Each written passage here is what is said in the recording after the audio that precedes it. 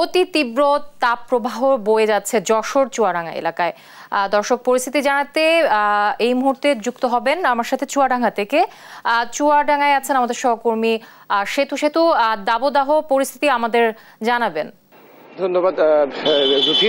আপনি যেমনটি বলছেন যে তীব্র তাপদাহ দেশ কিন্তু একেবারে আতঙ্কিত মতো অবস্থা, ঠিক একই অবস্থা কিন্তু চুয়াডাঙ্গাতে কিন্তু বলা যেতে পারে যে শুধু বলা যেতে পারে না, চুয়াডাঙ্গাতে কিন্তু তাপদাহ বেশি, কারণ মানে প্রায় 15-20 দিন ধরে কিন্তু চুয়াডাঙ্গাতে 38 থেকে 42 ডিগ্রি তাপমাত্রার ভিতরে তাপমাত্রা ওঠানামা করছে। যেমন গতকালকেও কিন্তু চুয়াডাঙ্গাতে কিন্তু তাপমাত্রা রেকর্ড করা হয়েছে 42.7 ডিগ্রি সেলসিয়াস। এটা কিন্তু শুধু চুয়াডাঙ্গা না, বাংলাদেশের প্রেক্ষাপটে এই চলতি মৌসুমের সর্বোচ্চ তাপমাত্রা। যে এই যে আজকে কিন্তু যে অবস্থার যে রোদের তেজ সেই অনুযায়ী কিন্তু কি হচ্ছে গতকালকে থেকে আজকে কিন্তু তাপমাত্রা আরো বাড়বে বলে মনে হচ্ছে আর কি।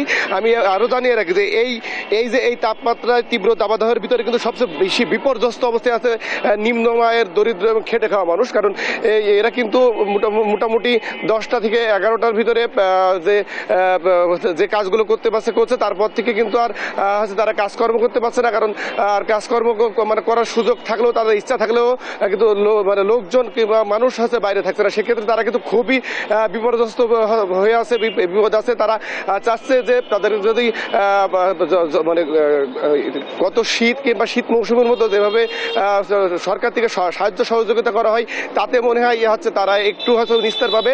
তবে আমি এর ভিতরে একটু জানিয়ে রাখি, সেটা কিন্তু আমি জেলা ত্রাণ ও পুনর্বাসন কর্মকর্তার সাথে কথা বলেছি। উনি আমাকে যেমনটি জানিয়েছে যে গত 21শে এপ্রিল কিন্তু জাতীয় দুর্যোগ ও ব্যবস্থাপনা কমিটির জরুরি মিটিং হয়েছিল। সেই মিটিংয়ে কিন্তু জেলা প্রশাসক কিন্তু হচ্ছে জেলা ত্রাণ ও পুনর্বাসন কর্মকর্তাকে বলছিল যে সংশ্লিষ্ট দপ্তরে চিঠি দেওয়ার জন্য যে নিম্ন আয়ের খেটে খাওয়া মানুষজন যেন তারা কিছুটা হলেও তাদের মানে সহযোগিতা করতে পারে সরকারের পক্ষ থেকে। ঠিক তেমনটি গত 21শে এপ্রিল কিন্তু হচ্ছে জেলা পুনর্বাসন কর্মকর্তা চিঠি দিয়েছে, এবং সেই চিঠিতে কিন্তু 10,000 প্যাকেট শুকনো খাবার তিনি চিঠি দিয়েছে। তবে কবে নাগাদ যে পাওয়া যাবে তিনি কিন্তু নিশ্চিত করে আমাকে জানাতে পারেনি, তবে তিনি বলেছে যে খুব দ্রুতই পাবে বলে আশা করা যাচ্ছে।